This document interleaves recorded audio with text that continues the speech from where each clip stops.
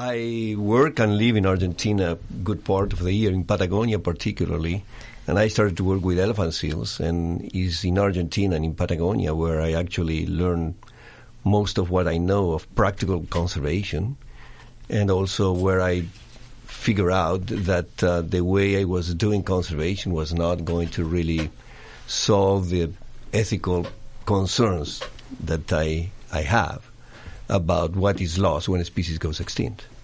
So you needed language. Well, that was my discovery. I'm coming not from philosophy. I'm a medical doctor, and then I got a PhD in animal behavior here at Santa Cruz.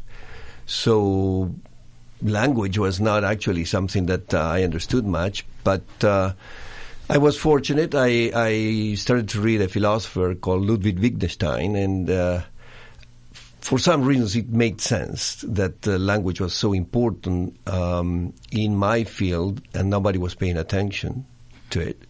So I came here to Santa Cruz. I used to come here. I love to come back to my university. And I learned that Daniel Guevara was interested in the philosophy of the environmental movement. And I knocked at his door, and he was kind enough to pay attention to me. And that happened about 8 years ago, or 10 years ago almost. And since then, we started a project on language and conservation.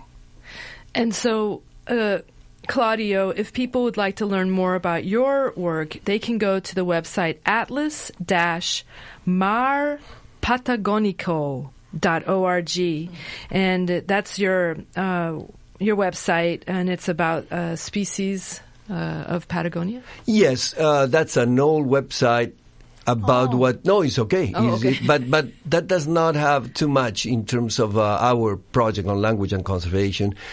People will learn a little bit more about that, but by contacting the Center for Public Philosophy webpage, where our project is being portrayed, and also by approaching us. Daniel and I teach a course on environmental ethics during the winter quarter.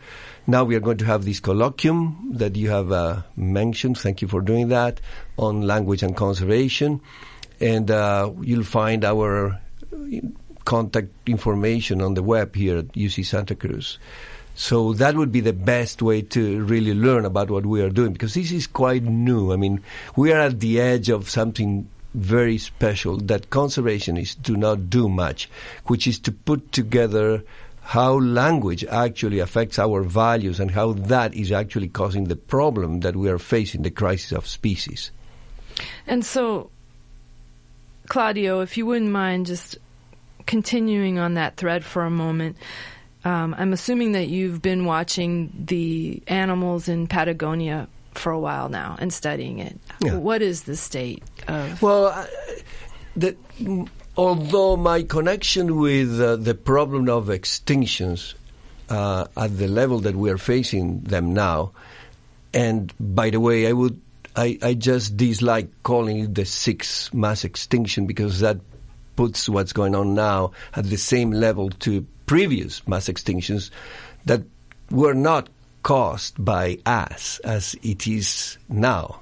So I would call, and Daniel and I have talked about that. Some language. Yes, language. We caused the first mass annihilation because human will is involved. But anyway, my connection with... I like that better. Yeah. The first mass annihilation is much more descriptive of what is happening as opposed to the sixth mass extinction, which is how I've been hearing it being called. Right. Yeah. I mean, you cannot do much when a meteorite hits the Earth or when climate changes for reasons that are not related to human will. But when human will is involved, as now we do have choices to make.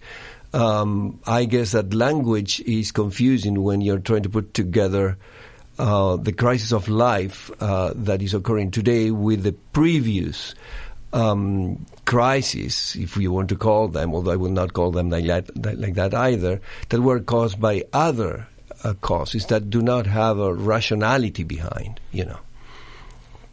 So anyway, just to go back to my connection in Patagonia and wildlife, I connected with the problems of conservation there. It does not mean that all the problems of conservation are in Patagonia. As a matter of fact, I think Patagonia is doing quite okay compared to many, many places in the world.